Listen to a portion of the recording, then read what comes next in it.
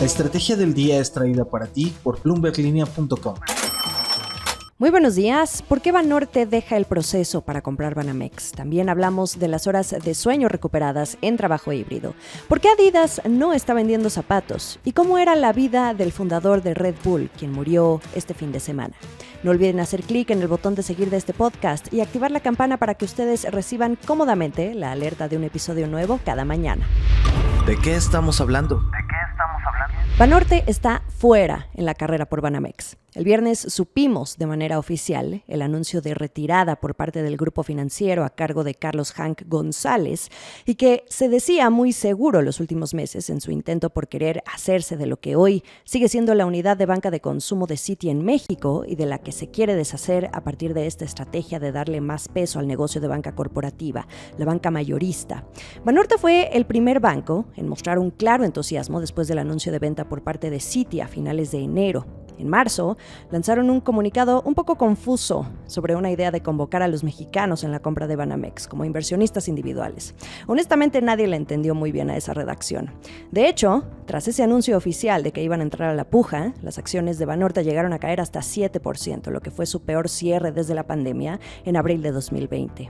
En llamada con inversionistas, o preguntas rápidas que la prensa llegaba a hacer, el tono era otro. Tanto Hank González como Marcos Ramírez, el director, daban una postura un tanto más cauta sobre analizar bien los números y ver si había interés.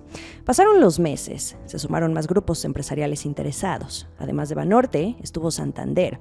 En su momento, Ana Botín, la presidenta del Banco Español, también fue muy enfática en sus condiciones en caso de comprar Banamex. Lo dijo, de hecho, en una entrevista exclusiva a Bloomberg TV.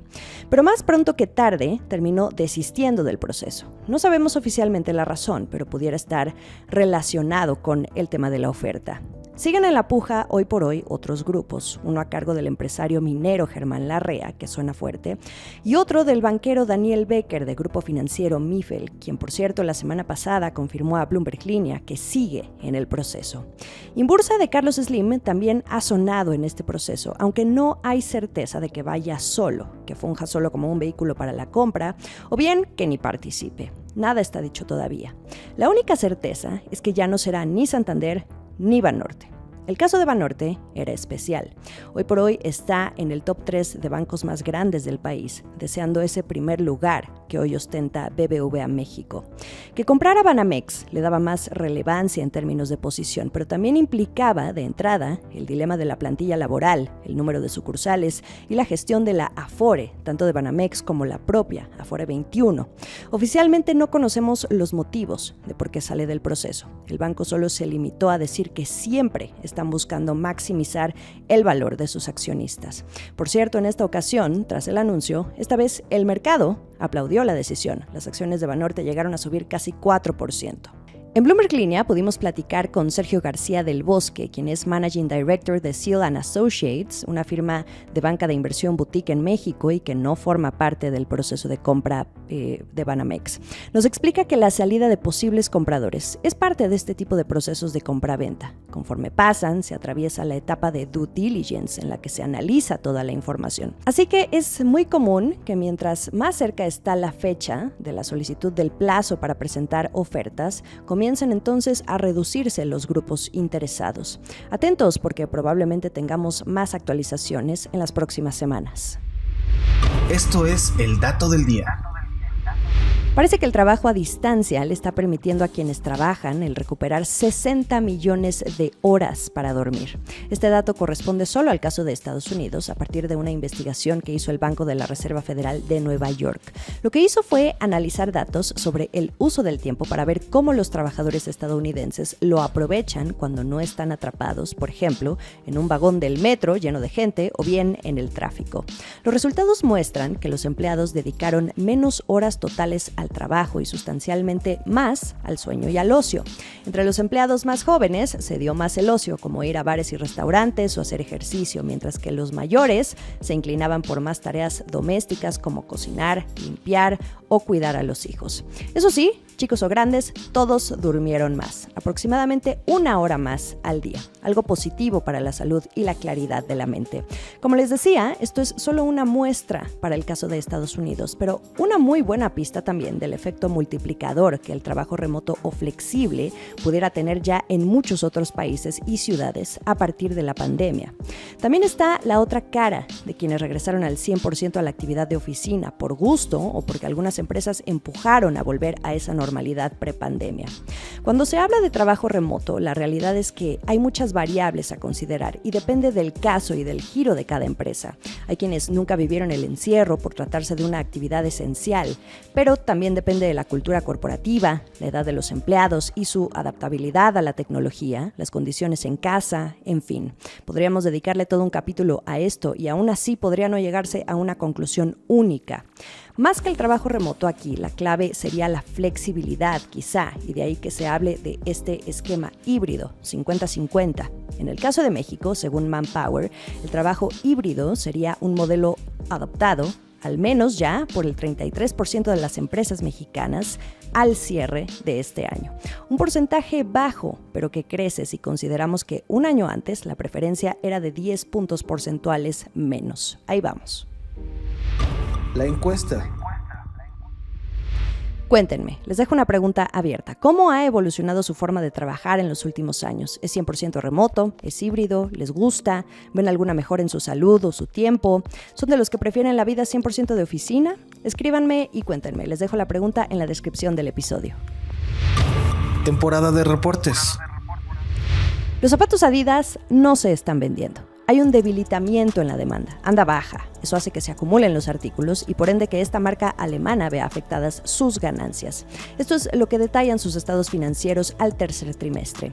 La baja demanda viene por dos frentes, los consumidores chinos y algunos mercados de Occidente. En el caso de los consumidores chinos, la empresa ya venía advirtiendo de esta baja demanda y esto importa mucho porque China se ha caracterizado por ser el país que impulsa el crecimiento de la marca. La baja demanda obedece a boicots de los consumidores, pero también a las restricciones del COVID que han afectado las ventas. En el caso de los países de Occidente, la inflación. Esto ha reducido el poder adquisitivo de los consumidores. Ahora Adidas está previendo un margen de operación de 4% para el cierre de 2022. Antes preveía un 7%. Y además a la marca le llueve sobre mojado. A inicios de mes vimos cómo Adidas puso en entredicho su colaboración con el rapero Kanye West, hoy conocido como Ye. 2 meses antes, también, en agosto, anunció que el que era su CEO, Casper Rorsted, dejaría el puesto en 2023, luego de advertirse el estado en que venían las ganancias en el segundo trimestre. También hay costos, por lo que ha implicado el ya no tener operaciones en Rusia a partir de la guerra. El último sorbo. Murió el hombre más rico de Austria, el multimillonario Dietrich Mateschitz, que logró su fortuna haciendo de una bebida energética un imperio de marketing deportivo que atrajo a las masas mediante estrategias ligadas a los deportes de alto rendimiento en cielo, mar y tierra. Bueno, con presencia hasta en la estratosfera, pero también en la Fórmula 1, el fútbol y el ciclismo de montaña. Claramente hablamos de Red Bull. Dietrich Mateschitz, su fundador, falleció este fin de semana a los 78 años de edad. Era conocido entre su círculo como Didi. Fundó Red Bull en 1984 junto a un empresario tailandés, después de descubrir que la bebida con cafeína aliviaba su desfase horario durante un viaje a Asia. Hizo de un tranquilo pueblo en las afueras de Salzburgo su base de operaciones y desde allí comenzó a vender la bebida en 1987 y luego inició la expansión. Para lo que va de la década de 2020, Red Bull vende diariamente decenas de millones de esta característica lata delgada de color azul y metal. La empresa hoy genera ingresos por más de 6.000 millones de euros al año. Dietrich Mateschitz, un piloto y entusiasta del esquí también, construyó una fortuna personal estimada en 15.000 millones de dólares. Esto según datos del índice de multimillonarios de Bloomberg. Pero también vivió a la sombra de la discreción. Algunos empleados le llamaban el Yeti por su hermetismo y aire de misterio. Siempre controló cuidadosamente la información sobre su empresa y sobre sí mismo, en particular su vida privada.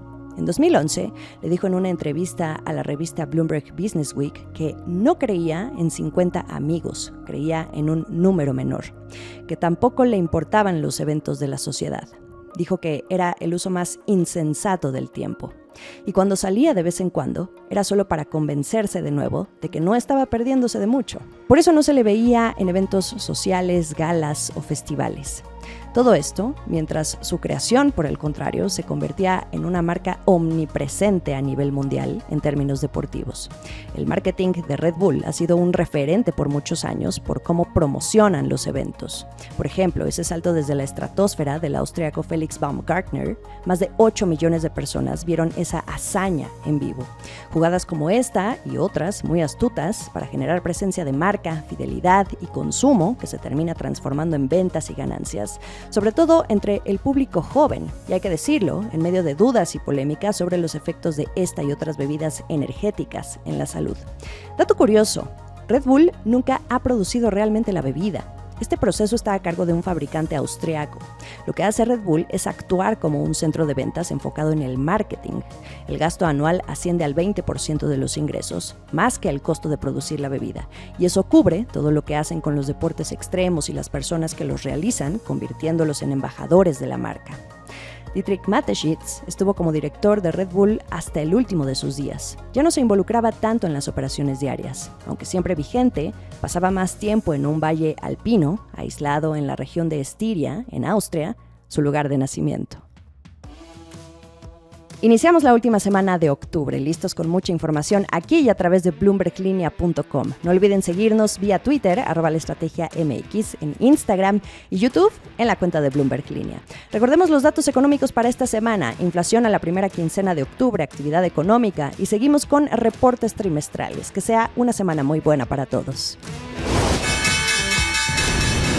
Esta fue la Estrategia del Día, escrito y narrado por Jimena Tolama, producido por Arturo Luna y Daniel Hernández. Que tengas un día muy productivo.